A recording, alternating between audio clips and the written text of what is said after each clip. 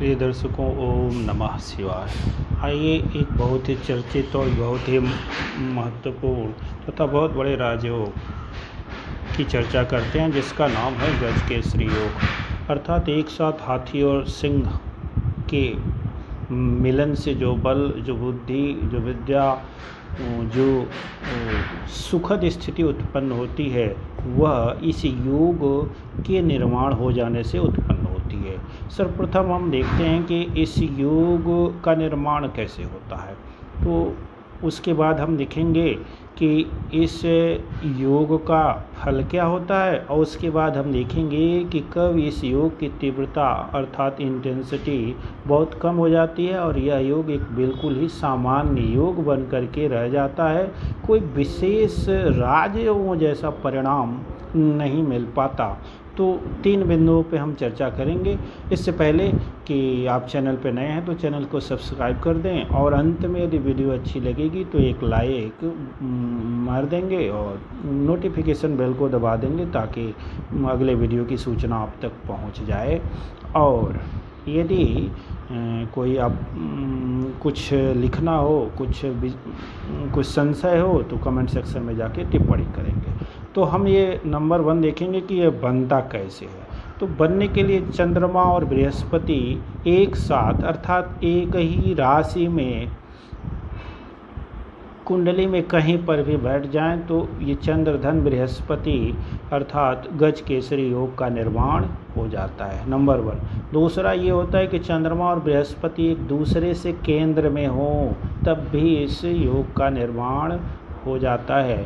और गजकेसरी योग का निर्माण होता है चंद्रधन शुक्र से भी, क्योंकि शुक्र भी बृहस्पति के बाद दूसरे नंबर का शुभ ग्रह होता है। लेकिन तो वो उसमें भी यही है कि चंद्रमा और शुक्र एक ही साथ हो जाएं और चंद्रमा से शुक्र केंद्र में हो जाए। उसकी तीव्रता इसकी अपेक्षा थोड़ी कम होती है, क्योंकि चंद्रमा और शुक्र दोनों परस्पर शत्रु उस भाव रखते हैं, लेकिन चंद्रमा और बृहस्पति यहाँ परस्पर मित्र ग्रह हैं, एक ही ग्रुप के हैं। इसलिए गजकेसरी योग मुख्यतः चंद्रमा और बृहस्पति से ही लिया जाता है। चंद्र और धन शुक्र वो दूसरे नंबर पे आता है। बनता वो भी ऐसे ही है, या तो साथ ही में हो या एक दूसरे से केंद्र में हो। इसी में तीसरा वो भी आ जाएगा, 180 डिग्री पे हो तो भी केंद्र ही में होते हैं। और या दशम हो, एक यहाँ हो तो भी बन जाएगा, यहाँ हो एक यहाँ हो तो भी बन जाएगा, और यहीं पे हो एक साथ तो भी बन जाएगा। तो ये स्थिति होगी कि एक ग्रह यहाँ हो तो दूसरा यहाँ हो, यहाँ हो, यहाँ हो। एक ग्रह यहाँ हो तो दूसरा इन तीनों में से कहीं हो। एक यहाँ हो तो बाकी दूसरा जो यहाँ और यहाँ हो। तो निर्माण हमने देखा कि चंद्र और बृहस्पति या तो एक साथ हो या एक दूसरे से केंद्र में हो, तो इस योग का निर्माण हो जाता है। अब देखें कि इस योग का प्रभाव क्या पड़ता है। तो इस योग के प्रभाव को जानने के लिए हमें चंद्रमा और बृहस्पति दोनों के स्वतंत्र कारकत्वों को याद कर लेना आवश्यक है। तो जो चंद्रमा और बृहस्पति के स्वतंत्र कारकत्व हैं, वो दोनों और बढ़ जाएंगे, इसीलिए तो गजकेसरी योग इसका नाम रखा गया है। चंद्रमा मन का कारक है, गुरु कुंडली के 4 भावों का स्थायी कारक है। चंद्रमा माता का कारक है, गुरु भाग्य का कारक है, संतान का कारक है, विद्या का कारक है, विचारों का कारक है, प्रेम का कारक है, सुख भी गुरु देता है, धन देता है, आय देता है, और धन संग्रह भी ये देता है। तो इतने सारे इसके कारकत्व हैं। और चंद्रमा माता का कारक है और मन का कारक है। बुद्ध जो है हमारे शरीर के जो सबसे महत्वपूर्ण अंग होते हैं, जैसे पेट के भीतर के पंचम भाव का कारक है, तो चतुर्थ से नीचे अर्थात फेफड़े से नीचे और नाभि तक के अंदर जितने भी आर्गन्स हैं, बड़े महत्वपूर्ण आर्गन्स होते हैं, जैसे यकृत हुआ, जैसे पैनक्रियाज हुआ, जैसे आंतें हुई, इन सब का कारक बृहस्पति है। किडनी भी कुछ हद तक इसको ले सकते हैं, वहीं अंदर आता है। तो भाग्य का कारक हमने देख लिया, धर्म का कारक है, ज्ञान का कारक है। तो इतने सारे ऊंचे कारकत्व रखते हैं। हम जानते हैं कि ज्ञान के बगैर मनुष्य पशु के समान है, और यदि मन ही हमारा स्थिर नहीं रहा और बलि मन नहीं रहा तो हम ज्ञान प्राप्त कैसे कर पाएंगे।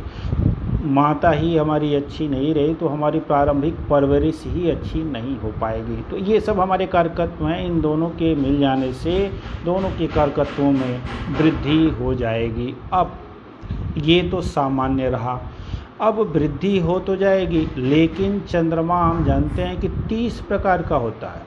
30 मतलब चंद्रमा 28 दिन का होता है, तो 28 प्रकार का होता है। सामान्यतः मान के चलिए 16 दिन कृष्ण पक्ष और 14 दिन ही जो है शुक्ल पक्ष, या 15 दिन दोनों सामान्य तौर पे मानिए। कहने का मतलब है कि 15 दिन कृष्ण पक्ष, 15 दिन शुक्ल पक्ष। साथ में हम जानते हैं कि क्षीण चंद्रमा और पूर्ण चंद्रमा। तो एकादशी से षष्ठी तक, अर्थात जब चंद्रमा पूरी तरह से प्रकाशित हो, तो एकादशी शुक्ल पक्ष की एकादशी के बाद और कृष्ण पक्ष की षष्ठी सप्तमी तक चंद्रमा में अच्छा खासा प्रकाश रहता है, बल रहता है। तो पूर्णिमा के आसपास का जितना चंद्रमा होगा उतना ही अच्छा प्रभाव होगा। तो शुभ चंद्र और अशुभ चंद्र, क्षीण चंद्रमा अशुभ हो जाता है, तो जब अशुभ हो जाएगा, और यदि पूर्णिमा के पास का चंद्रमा रहे तो उतना ही अच्छा ये योग बढ़ जाएगा। जैसा ही अमावस्या के पास का चंद्रमा होगा तो सूर्य पास में आ जाएगा, चंद्रमा के अस्त होने की संभावना होगी, बृहस्पति के भी अस्त हो जाने की संभावना होगी। यह योग पूरी तरह से नगण्य स्थिति में चला गया। यदि कोई भी ग्रह अस्त हो गया तो यह योग निष्प्रभावी हो जाएगा, बिल्कुल ही सामान्य योग बन करके रह जाएगा। तो इसीलिए चंद्रमा को इसमें देखना आवश्यक है। यदि शुभ चंद्र है तब तो इस योग का परिणाम अति उत्तम होगा, बृहस्पति के भी कारकत्वों की वृद्धि होगी। अशुभ चंद्र है तब बृहस्पति का कुछ नुकसान होगा, चंद्रमा का तो फायदा ही फायदा होगा दोनों दशाओं में। अर्थात मन को शांति मिलनी है, मन को ज्ञान मिलना है, मन की स्थिरता मिलनी है, माता के सुख में वृद्धि होनी ही है। तो अब ये स्वतंत्र राजयोग क्यों है? क्योंकि हमारा मन भी उत्तम हो गया, हम ज्ञान भी प्राप्त कर लिए। तो इस, और ये बल का कारक है, शरीर के महत्वपूर्ण अंगों का कारक है, तो हम हष्ट पुष्ट बलिष्ठ भी हो जाएंगे। हम मन हमारा शांत होगा तो sound body lives in sound mind, इसका उल्टा भी है। स्वस्थ शरीर में स्वस्थ मन रहता है, तो उसका उल्टा भी सत्य है कि यदि मन स्वस्थ है तो शरीर भी स्वस्थ होगा। तो अब ज्ञान और मन के बल पर हम इस जीवन में जो कुछ भी पाना चाहें वो प्राप्त कर लेंगे। इसीलिए यह जो है ये ज्ञान केसरी है, और ये गज जो है चंद्रमा हो गया।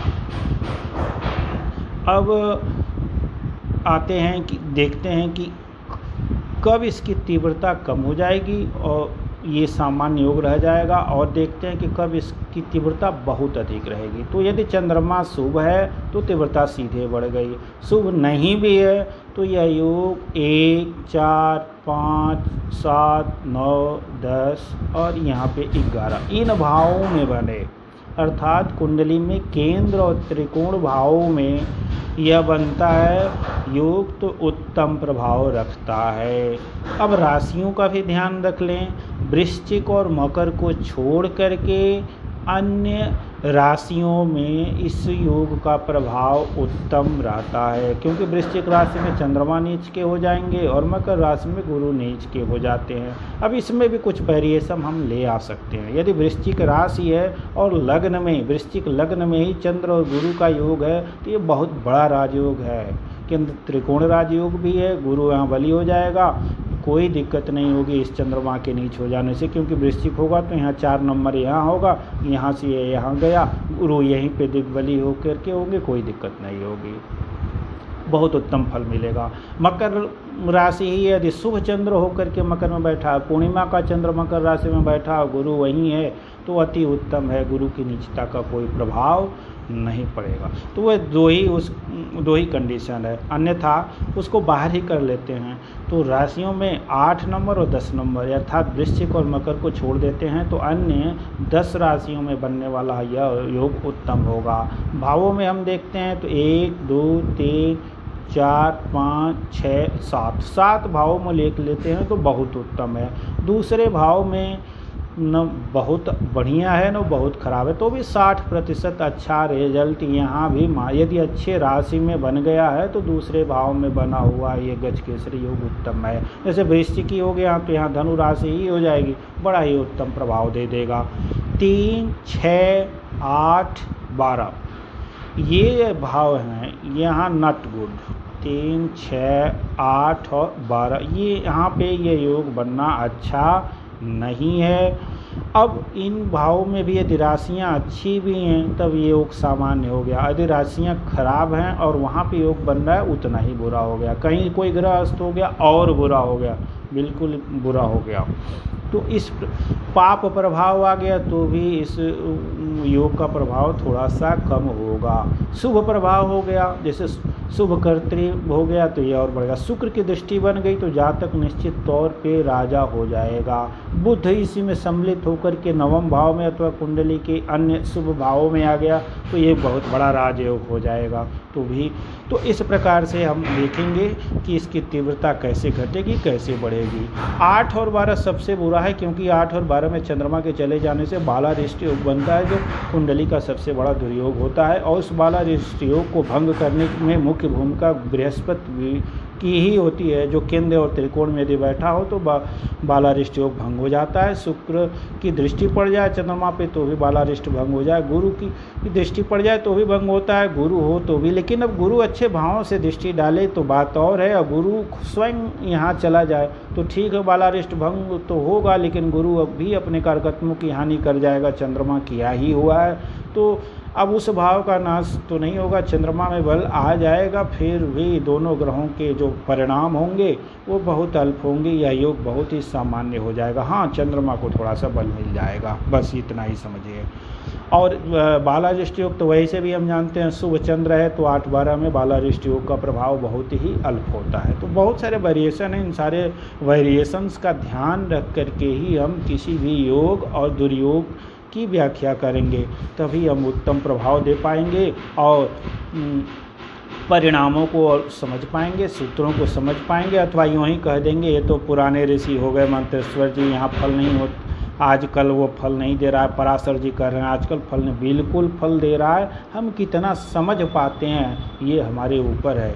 तो हमने देखा कि यही योग अभी कितने एंगल से और भी देखा जा सकता है, और अभी नक्षत्रों को लेना होगा तो और भी इसमें कितने वेरिएशंस आ सकते हैं। तो सामान्य तौर पे मोटे तौर पे यही समझ लेना है कि यदि केंद्र त्रिकोण और लाभ भाव में और उसके बाद द्वितीय भाव में भी अच्छे राशियों में बन जाता है तो यह योग उत्तम परिणाम देगा। शुभ चंद्रमा है, बहुत उत्तम परिणाम देगा, और 8-12 में सबसे खराब फल देगा, 6 में थोड़ा सा खराब देगा, तीसरे में थोड़ा और कम खराब फल देगा। तो ये रहा हमारे गजकेसरी योग की व्याख्या। और फिर से एक बार याद दिलाते हैं, चैनल को सब्सक्राइब करें, वीडियो अच्छी लगे तो लाइक करें, और कुछ भी संदेह हो तो टिप्पणी करें। धन्यवाद।